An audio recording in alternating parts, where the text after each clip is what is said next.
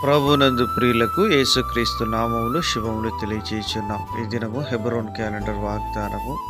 నా హృదయం సంతోషించుచున్నది, నా ఆత్మ హర్షించుచున్నది, నా శరీరము కూడా సురక్షితముగా నివసించుచున్నది. కీర్తనల గ్రంథము 16వ అధ్యాయము 9వ చరణంలో దైవజనుడు దావీదు ఈ మాటలు తెలియజేస్తూ ఉన్నాడు. ప్రియమైనటువంటి దేవుని ప్రజలారా, తన యొక్క జీవితంలో తనకు క్షేమాధారమైనటువంటిది దేవుడే అని, తన యొక్క జీవితంలో మరి ఆయన తప్ప వేరొకరు లేరన్నట్టుగా ఆయన దేవుణ్ణి ఆరాధిస్తూ ఉంటున్నాడు. మనోహర స్థలములలో ఆయనకు దేవుడు మరి పాలు స్వాస్థ్యం అనుగ్రహించి ఉన్నాడని దేవుణ్ణి తన యొక్క హృదయ అంతరంగంలో నుంచి కొనియాడుతూ ఉంటున్నాడు. ప్రియమైనటువంటి దేవుని ప్రజలారా, మన యొక్క ఆధ్యాత్మికమైనటువంటి జీవితంలో దేవుడే మనకు సర్వమై ఉంటున్నాడు. ఎందుకనగా ఆయన పొందిన దెబ్బల చేత మనకు స్వస్థత కలుగుచున్నదని దేవుని వాక్యంలో చక్కగా రాయబడి ఉంటున్నది.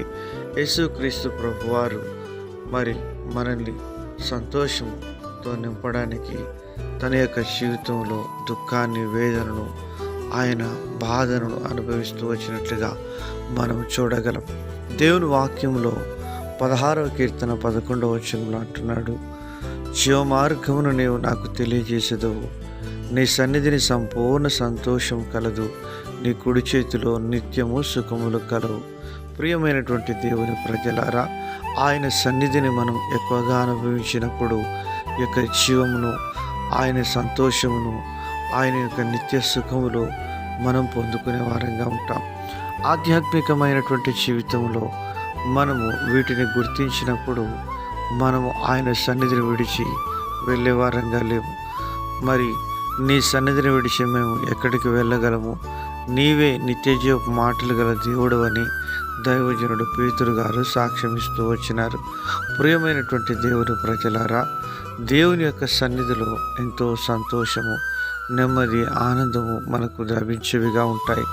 లోకము దాని ఆశలు గతించును, కానీ దేవుని చిత్తము జరిగించేవారు నిరంతరం నిలిచి ఉంటారని పరిశుద్ధ గ్రంథం బైబిల్ సెలవిస్తుంది.